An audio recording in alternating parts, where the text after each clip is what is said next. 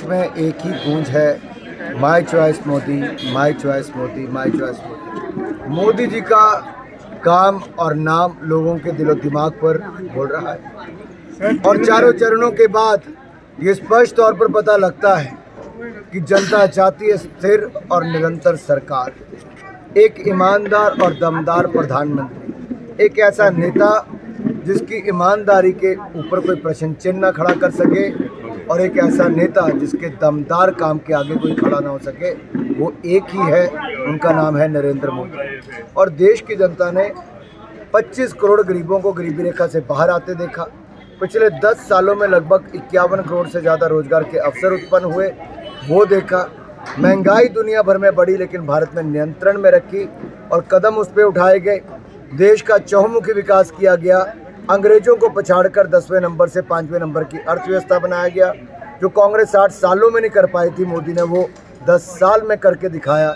ये कहता है मोदी का काम और दुनिया भर में मोदी का नाम। सर, आखिरी चरण में जो है पंजाब में भी चुनाव है और हिमाचल में भी चुनाव है, किस तरह देखते हैं? क्योंकि हिमाचल में कांग्रेस सरकार है और वहाँ पे आम आदमी पार्टी का। किसी भी राज्य में चुनाव हो, केंद्र के चुनावों को लेकर एक ही रहता है कि देश का प्रधानमंत्री कौन बनेगा, कौन पार्टी सत्ता में आएगी।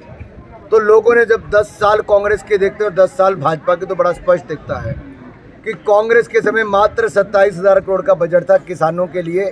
मोदी सरकार में 1,25,000 करोड़ का बजट है, 5 गुना ज़्यादा। कांग्रेस के समय गिनी चुनी सड़कें बनी, हमारे 3 गुना ज़्यादा नेशनल हाईवे 37 किलोमीटर प्रतिदिन और 91 किलोमीटर प्रतिदिन ग्रामीण सड़कें बनी। कांग्रेस के समय पूरे देश में जितनी सरकारें नहीं, 60 साल में केवल 387 मेडिकल कॉलेज थे। मोदी जी ने 706 मेडिकल कॉलेज कर दिए, दुगने से ज़्यादा। अब दूसरा देखिए, 7 एम्स थे, 24 एम्स कर दिए। 16 IIT थे, 24 हो गए। 12 IIM थे, 19 हो गए। ये अपने आप एक बड़ा फ़र्क है। 74 एयरपोर्ट थे, 150 एयरपोर्ट हो गए। जब लोग अपने आसपास विकास देखते हैं, जिला बिलासपुर का ही देखिए, एम्स मिल गया, हाइड्रो इंजीनियरिंग कॉलेज मिल गया, रेलवे लाइन मिल गई, 4 लेन मिल गया, केंद्रीय विद्यालय मिल गए। ऐसे अनेकों प्रोजेक्ट, 4 लेन हाईवे से लेके अन्य, इसने पूरे इलाके का कायाकल्प किया है। इससे पर्यटन भी मिला, स्वरोजगार और रोजगार के अवसर भी मिले। सर, HPC का आपने गठन किया, लेकिन HPC के आप 4 बार कप जीत चुके हैं, हिमाचल हमीरपुर पार्लियामेंट कॉन्स्टिट्यूंसी का।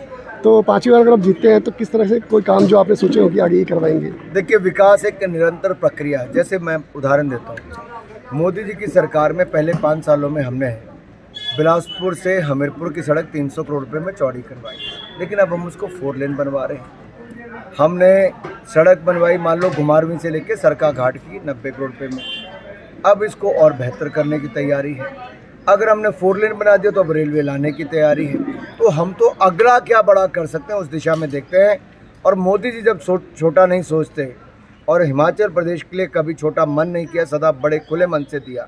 आपदा के समय 20,000 मकान मोदी जी ने दिए, 1.5 लाख, 1 लाख 70 हज़ार रुपया एक मकान के लिए मोदी सरकार ने दिया। 1700 करोड़ अलग दिया। मनरेगा में हज़ारों करोड़ रुपये रास्ते, डंगे, बाकी काम कराने के लिए दिए। दूसरी ओर राज्य की सरकार ने 10-20 करोड़ रुपया भी शायद ही राज्य की सरकार से खर्च किया होगा। शायद ही 10-20 करोड़ भी राज्य की सरकार ने अपनी तरफ से खर्च किया होगा। ये मोदी सरकार है जिसने आपदा के समय भी राज्य के लिए पूरी मदद की है।